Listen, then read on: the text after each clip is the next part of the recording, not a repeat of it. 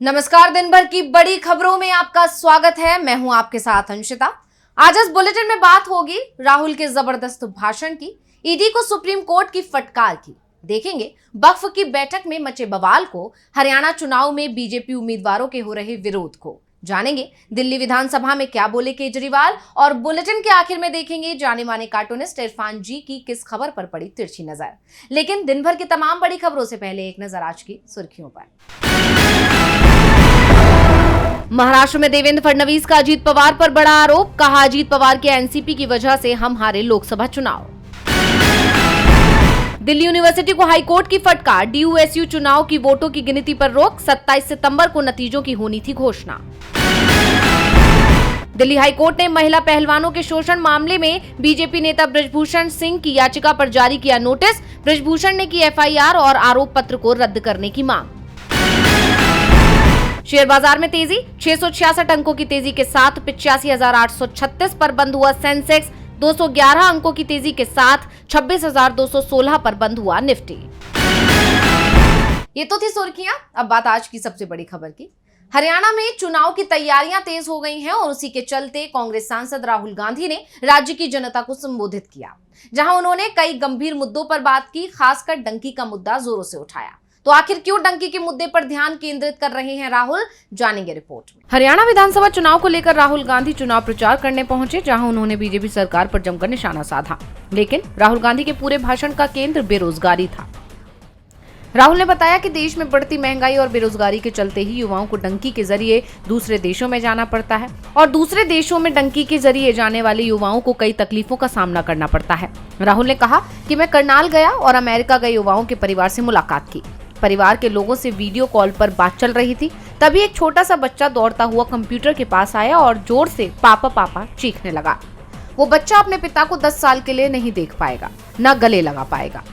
राहुल गांधी ने आगे कहा कि ऐसा सिर्फ इसलिए क्योंकि हरियाणा की बीजेपी सरकार ने हरियाणा को खत्म कर दिया है। राहुल गांधी ने हरियाणा में 2 जिलों में रैली की। राहुल ने करनाल और हिसार जिले से हरियाणा की जनता को संबोधित किया और अब राहुल गांधी के भाषण की चर्चा हो रही है। वहीं राहुल के बयानों ने बीजेपी की बेचैनी बढ़ा दी है। राहुल गांधी का आरोप है कि 10 साल में बीजेपी ने हरियाणा को खत्म कर दिया, यानी राहुल ने बीजेपी को घेर लिया। वैसे घिर तो ईडी भी गई, वो भी एक बार फिर। सुप्रीम कोर्ट ने ईडी को जबरदस्त फटकार लगाई। एक और मामले में ईडी की कार्रवाई सवालों में घिर गई है, जिसके बाद विपक्ष एक बार फिर हमलावर हो गया है। देखिए ये रिपोर्ट। बीते कुछ वक्त से ईडी की कार्रवाई पर लगातार सवाल उठ रहे हैं और अब एक बार फिर ईडी सुप्रीम कोर्ट के निशाने पर आ गई है। कोर्ट ने सवाल किया कि आखिर मनी लॉन्ड्रिंग कानून यानी पीएमएलए के मामलों में दोष सिद्धि की दर क्या है। दरअसल कोर्ट छत्तीसगढ़ के पूर्व मुख्यमंत्री भूपेश बघेल की उपसचिव सौम्या चौरसिया की अंतरिम जमानत याचिका पर सुनवाई कर रहा था।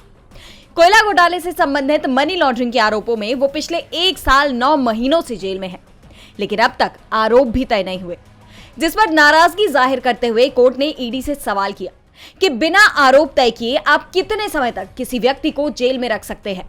अधिकतम सजा 7 साल की है। पीएमएलए मामलों में सजा की दर क्या है? संसद में कहा गया कि सिर्फ 41 मामलों में सजा हुई है। फिर आप किसी व्यक्ति को सालों तक जेल में कैसे रख सकते हैं? जिसके बाद कोर्ट ने सौम्या चौरसिया को अंतरिम जमानत दे दी। सुप्रीम कोर्ट ने जेल में रखने पर फटकार लगाई तो पंजाब हरियाणा हाईकोर्ट ने कांग्रेस नेता से पूछताछ पर नाराजगी जाहिर की। हरियाणा के सोनीपत से विधायक और कांग्रेस उम्मीदवार सुरेंद्र पवार की गिरफ्तारी से पहले ईडी ने उनसे 14 घंटे 40 मिनट तक पूछताछ की, जिस पर हाईकोर्ट ने संविधान के अनुच्छेद 21 के तहत मूल अधिकारों का हवाला देते हुए कहा कि ये एक इंसान की गरिमा के खिलाफ है और ईडी के अधिकारियों को उचित समय सीमा का पालन करना होगा। साथ ही कोर्ट ने ईडी अधिकारियों को संवेदनशील बनने की नसीहत दी।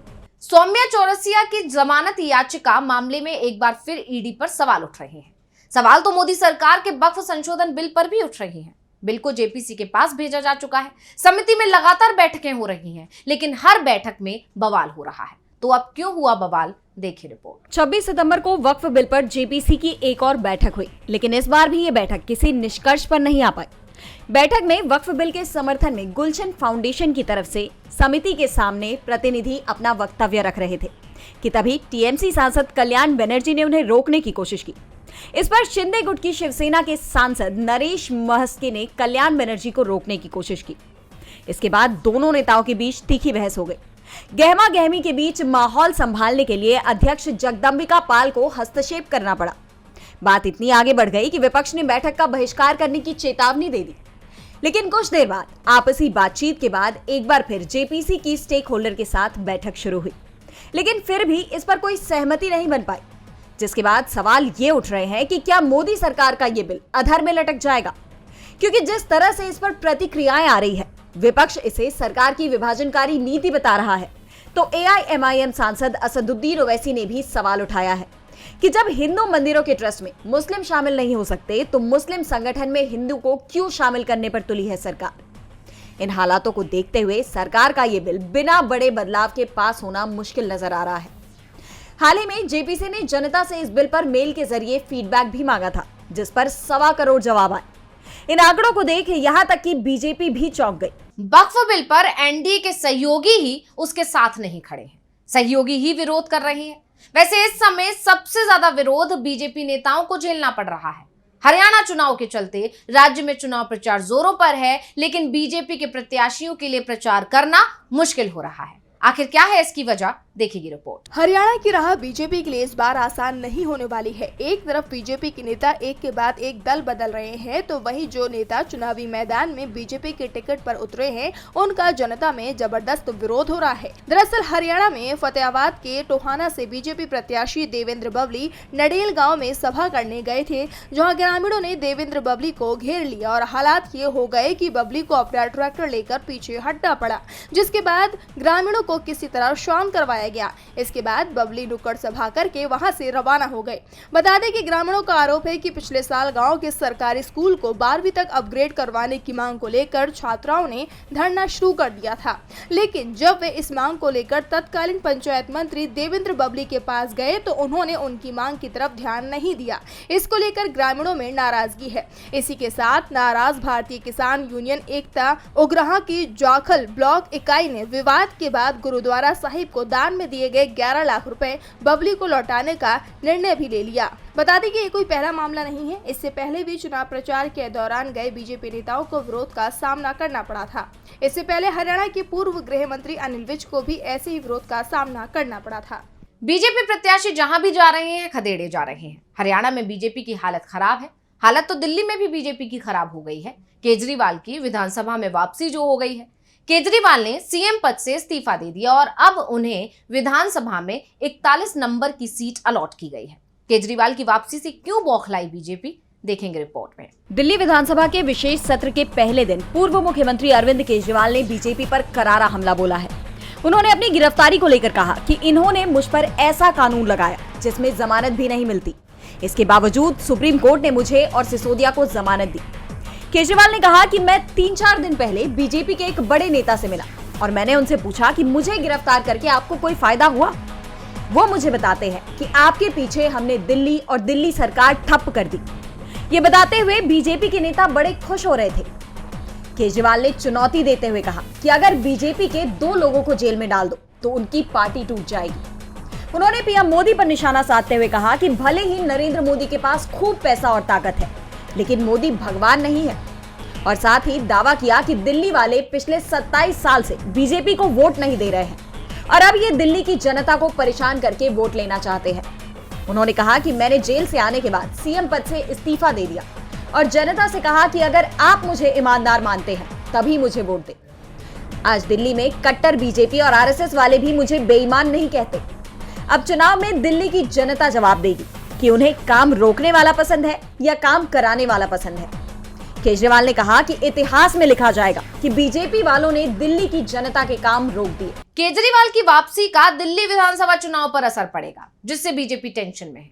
टेंशन में बीजेपी महाराष्ट्र में भी है, क्योंकि एनडीए के सहयोगी दल अब उसे आंख दिखा रहे हैं और उसी के चलते पिछले दिनों अजीत पवार के एक एक्शन ने अंदर खाने मची खींचतान को उजागर कर दिया था, लेकिन अब अजीत भी सवालों में घिर गए हैं। आखिर क्यों, देखिए रिपोर्ट। महाराष्ट्र बीजेपी अध्यक्ष चंद्रशेखर बावनकुले की अध्यक्षता वाले ट्रस्ट को नागपुर के कोराड़ी इलाके में 5 हेक्टेयर जमीन देने का फैसला हुआ है। ये फैसला महाराष्ट्र कैबिनेट ने लिया है और इस फैसले के होते ही राज्य की राजनीति में बवाल मच गया है। शिंदे सरकार का कहना है कि यह जमीन श्री महालक्ष्मी जगदम्बा संस्थान को शिक्षा के लिए दी गई है। ट्रस्ट को आवंटित की गई जमीन की कीमत 4 करोड़ 80 लाख रुपए है, लेकिन इसे लेकर सबसे बड़ा विवाद सरकार के अंदर से ही खड़ा हुआ था। दरअसल वित्त और राजस्व विभाग ने इस पर आपत्ति जताई थी। सरकार में वित्त विभाग अजीत पवार के पास है तो राजस्व सीएम एकनाथ शिंदे के पास है, लेकिन बीजेपी के दबाव में सीएम और डिप्टी सीएम दोनों ही झुक गए और 52 को लेकर ट्रस्ट को जमीन देने का फैसला कर लिया। दरअसल 29 नवंबर 2023 को श्री महालक्ष्मी जगदम्बा संस्थान ने जमीन के सीधे आवंटन के लिए आवेदन किया था, जिसमें junior college, science, arts, commerce college, nursing college और कौशल विकास केंद्र स्थापित करने के लिए जमीन मांगी गई थी।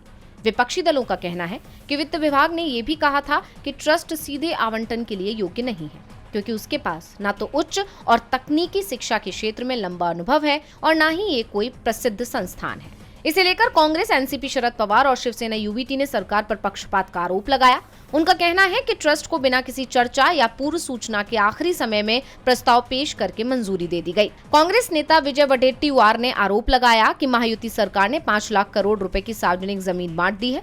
एनसीपी नेता अनिल देशमुख ने कहा कि 2 महीने बाद जब एमबीए की सरकार आएगी तो हम ऐसे मामलों की जांच करेंगे। तो संजय राउत ने कहा कि विनोबा भावे का नारा था कि सारी जमीन गोविंदा की है। बीजेपी का नारा है कि सारी जमीन देवा भाऊ यानी उप मुख्यमंत्री देवेंद्र फडणवीस की है और वो जिसे चाहेंगे उसे बांट देंगे।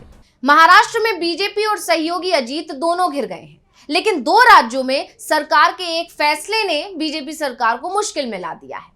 तो जो मोदी सरकार देश में शांति की बात कर रही थी, अब उन्हीं के मंत्री ने हिंसा की बढ़ती घटनाओं को देखते हुए 2 राज्यों में अफसपा का दायरा बढ़ा दिया है, जिसने मोदी सरकार को सवालों में एक बार फिर खड़ा कर दिया है। देखिए रिपोर्ट। मोदी सरकार के दावे लगातार फेल होते नजर आ रहे हैं। जहां मणिपुर और जम्मू कश्मीर में हो रहे हमलों ने सरकार की पोल खोलने का काम किया है, तो वहीं अब केंद्रीय गृह मंत्रालय ने ही मोदी सरकार के दावों की पोल खोल दी है। बता दें कि केंद्र सरकार ने हिंसा की बढ़ती घटनाओं पर संज्ञान लेते हुए पूर्वोत्तर के 2 राज्यों नागालैंड और अरुणाचल प्रदेश के कुछ हिस्सों में आर्म फोर्सेस यानी स्पेशल पावर एक्ट अफस्पा का दायरा बढ़ा दिया है। जारी अधिसूचना में केंद्रीय गृह मंत्रालय ने कहा कि नागालैंड में कानून व्यवस्था की स्थिति की समीक्षा की गई है। नागालैंड के जिन जिलों में अफस्पा को फिर से लागू किया गया है उनमें दीमापुर, न्यूलैंड, चुमोकेदिमा, मोन, किफिर, नोकलाक फेक और पेरन शामिल हैं। तो वहीं एक अलग अधिसूचना में गृह मंत्रालय ने कहा कि अफस्पा के तहत केंद्र सरकार ने अरुणाचल प्रदेश के तिरप, चांगलांग और लोंगडिंग जिलों और असम की सीमा से लगे अरुणाचल प्रदेश के नामसाई जिले के नामसाई, महादेवपुर और चोखाम पुलिस थानों के अधिकार क्षेत्र में आने वाले क्षेत्रों को 1 अप्रैल 2024 से अशांत क्षेत्र घोषित किया है, जो मोदी सरकार के दावों की पोल खोलते हुए नजर आ रहे हैं। क्योंकि प्रधानमंत्री नरेंद्र मोदी हर रैली और जनसभा में ये दावे करते हैं कि उनकी सरकार में मणिपुर हो या जम्मू कश्मीर, वहां अब शांति बनी हुई है। लेकिन इसके अंदर नागालैंड और अरुणाचल प्रदेश में अफस्पा का दायरा बढ़ाना मोदी सरकार के दावों की पोल खोल रहा है। और बुलेटिन के आखिर में देखेंगे जाने माने कार्टूनिस्ट इरफान की किस खबर पर पड़ी तिरछी नजर।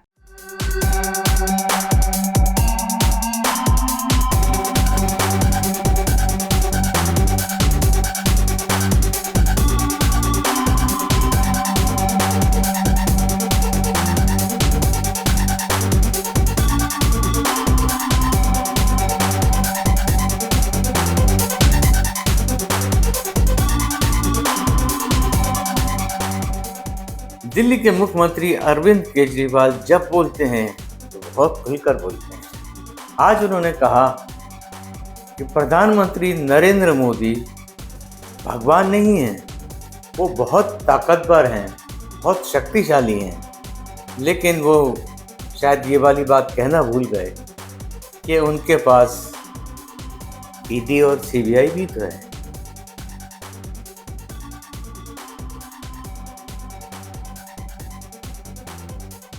बहुत बहुत शुक्रिया इरफान जी। तो आज के इस बुलेटिन में इतना ही। आप देखते रहिए डीवी लाइव। नमस्कार।